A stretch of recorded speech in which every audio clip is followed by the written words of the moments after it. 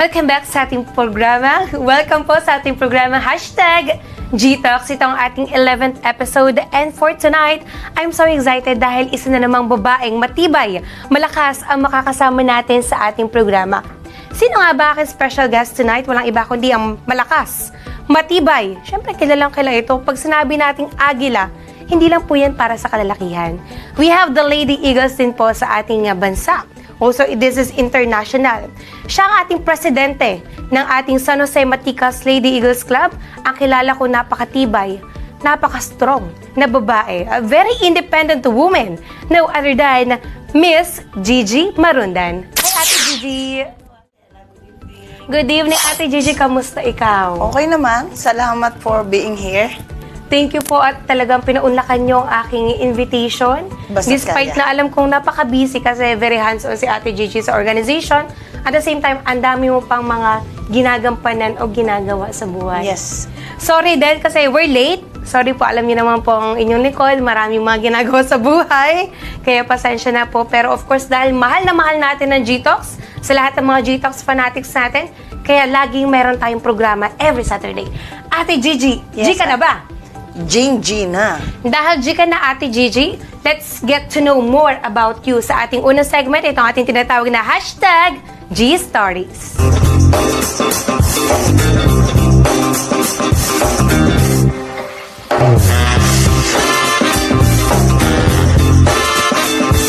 G Stories.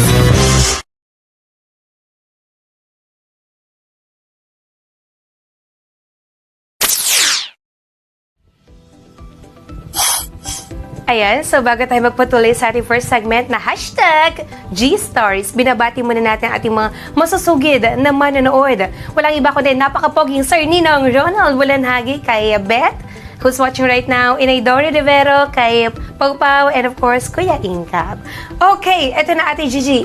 G ka na ba? Gina. Okay, so sa ating first segment, ito yung tinatawag natin G-Stories. So, we wanted to know more about Ate Gigi. Ate Gigi, ano po ba ang kwentong tibay, ang kwentong buhay ninyo? Okay. Ako ay si Ate Gigi Marundan from San Jose, Batangas.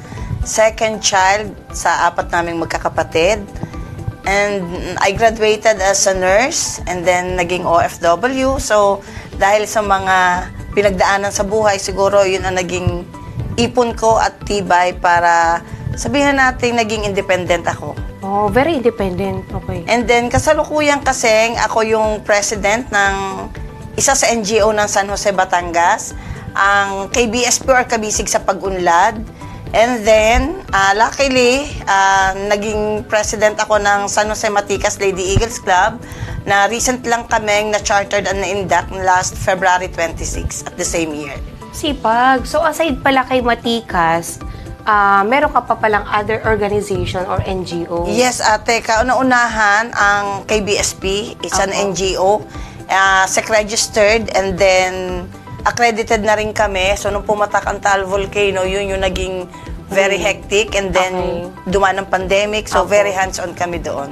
Okay. So, ito kayo po ba ay tubong taga San Jose? Yes, ate. Tubong taga San Jose ako. So, dun, lehitimo? Yes. Okay. So, ate, if you don't mind, matanong ko lang kasi binibini, miss pa. So, bakit po kayo ay still single? Hindi ko rin alam. Siguro possible dahil nang simula nung nagtrabaho ako after I graduated, ang mentalidad ko kasi is to help my mother to be proud of me. So, na-focus sa lahat ng trabaho, na-enjoy, and then kailangan umuwi, and then taking care of my mom. Well, anyway, open naman ako siguro yung time na na-awkward sila sa akin. Dahil siguro yung toughness ng personality ko. So, I understand, normal na sa akin yon. So, wala akong magawa, in-embrace ko na. Talaga po ba? Kung may dadating, open. Kung wala, Open. it's okay. Minsan kasi mahirap sa tao yung i-accept yung reality. Oh, okay. So, parang naging factor po ba yung obligation or responsibilidad na meron kayo? Kaya po parang yung pagkakaroon ng isang relasyon o yung pagpunta sa talaga meron ka sarili mong pamilya, eh naisang tabi nyo?